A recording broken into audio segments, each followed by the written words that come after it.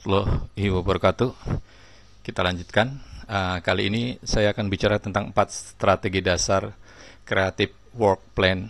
Yang pertama yaitu USP strategi atau strategi menawarkan keunikan, unique selling proposition.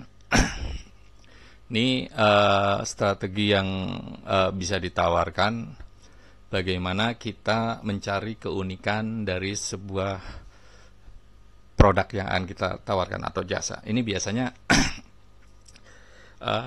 mereka adalah leader dalam marketnya.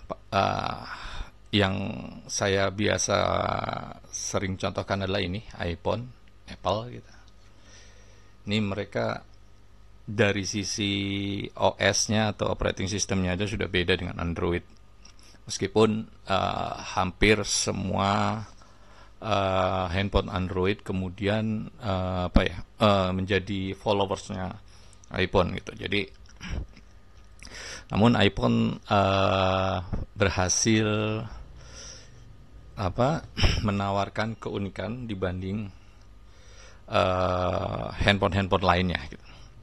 Terutama tadi dari sisi operating systemnya, sehingga ada banyak aplikasi khas iPhone yang nggak bisa ditemukan di ponsel Android gitu. Dalam USP strategik ini atau strategi keunikan ini nggak sekedar mengandalkan keindahan atau sekedar kata-kata, tapi juga harus berani mengklaim keunikan yang beda dengan kompetitor. Tagline-nya kira-kira begini: lakukan apa yang kami katakan, pasti Anda akan memperoleh keuntungan. Jadi siapapun yang pakai produk kita gitu, kita berikan jaminan quote and quote bahwa ya kita pasti akan mendapatkan keuntungan yang tidak didapatkan ketika Anda menggunakan produk sejenis dari kompetitor misalnya. Ini strategi yang pertama, yaitu USP strategi.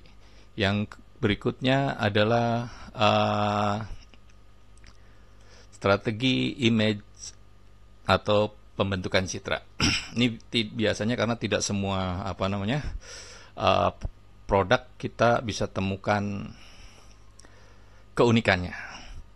Jadi ketika produk itu ya mirip-mirip saja dengan kompetitornya, kira-kira begitu, kita harus bisa mencari sesuatu dalam simbol tertentu yang menjadi membentuk citra atau personalitas dari sebuah produk gitu.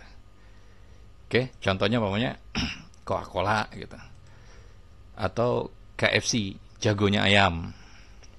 Kalau di Indonesia ada Gojek gitu. Ini teknologi on demand. Ini adalah produk-produk yang sangat kuat dari sisi image. Orang akan mencari Gojek ketika dia membutuhkan transportasi antar jemput atau membeli makanan dan sebagainya. Orang teringat KFC ketika dia mencari ayam goreng gitu. Atau mencari minuman bersoda, Coca-Cola menjadi pilihan gitu. Nah, ini Coca-Cola ya di beberapa negara dia mendapat saingan ketat dari Pepsi gitu.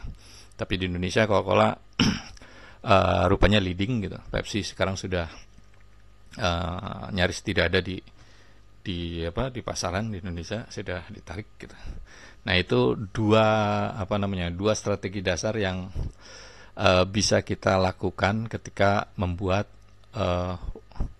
rencana kerja periklanan atau work plan periklanan. Oke, masih ada 2 strategi lagi. Kita lanjutkan di sesi berikutnya. Terima kasih. Wassalamualaikum warahmatullahi wabarakatuh.